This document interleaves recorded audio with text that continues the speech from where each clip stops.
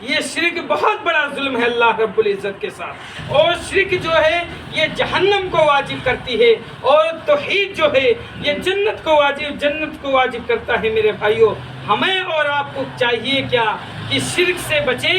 اور توحید باری تعالیٰ کو اپنے زندگی میں اپنائیں، ایک اللہ رب العزت کی ربوبیت کو اپنے زندگی میں اپنائیں، ایک اللہ رب العزت کی الوہیت کی زندگی کو اپنائیں، ایک اللہ رب العزت کے لیے عبادتیں کی جائیں، ایک اللہ رب العزت کے لیے اعمال کیے جائیں، اس کے ساتھ ساتھ اخلاص اور للہیت ہونا چاہیے۔ آپ کوئی اعمال کریں، آپ کوئی نیکی کریں، آپ کوئی عبادت کریں تو ان عبادات میں، ان نیکیوں میں، ان اعمال میں آپ کا یہ خلوص ہونا چاہیے، آپ کے اندر یہ ڈر ہونا چاہیے کہ یہ جو اعمال کیے جا رہے ہیں، یہ جو نیکیاں کر رہا ہوں، یہ صرف اور صرف خالص اللہ رب العزت کے لیے کیے جا رہے ہیں۔ میرے بھائی،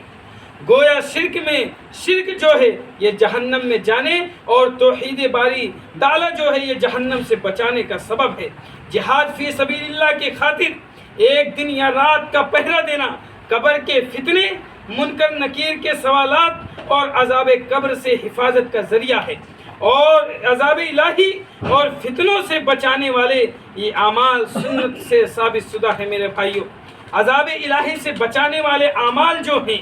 وہ یہ ہیں کہ آج کے پرآشوب دور میں، ان مشکل دور میں، ان کٹھنائیوں کے دور میں، جہاں ہم اپنا جینا جوہر سمجھتے ہیں، جہاں ہم سانس لینا زہر سمجھتے ہیں، جہاں ہم اپنی پہچان بتانے پر مجبور ہیں، میرے بھائیوں، آج کے اس پرآشوب اور پرفتن دور میں ہم فتنوں کی بہتات اور مختلف صورتوں میں عذاب الہی کا شکار ہیں،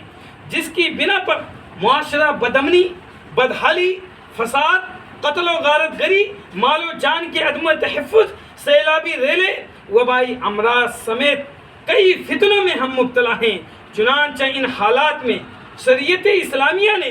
ہماری ایسے اعمال کی طرف رہنمائی کی ہے کہ ہم ایسے اعمال کریں تو ان فتنوں سے، ان عذاب الہی سے بچ سکتے ہیں، جس سے عذاب الہی سے بچا اور غضب الہی کو ٹھنڈا کیا جا سکتا ہے۔ میرے بھائیوں، اور سب سے پہلی چیز جو ہے وہ ہے توحید خالص، عذاب الہی سے بچاؤ اور گناہوں کی معافی کا ذریعہ ہے۔ اگر ہم عذاب الہی سے بچنا چاہتے ہیں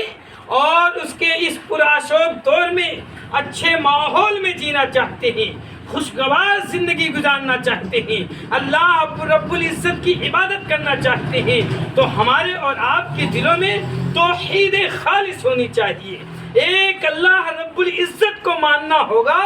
اور ایک اللہ رب العزت کو سارے امور میں اس کو ایک ماننا ہوگا، اس کی ایکتائی کو تسلیم کرنا ہوگا۔ یہ توحید خالص ہے۔ اگر ہمارے اور آپ کے دلوں میں توحید خالص ہے تو ہم عذاب الہی سے بچ سکتے ہیں، اور یہی توحید خالص ہمیں اور آپ کو گناہوں کی معافی کا ذریعہ بنائے گی۔ میرے بھائیوں،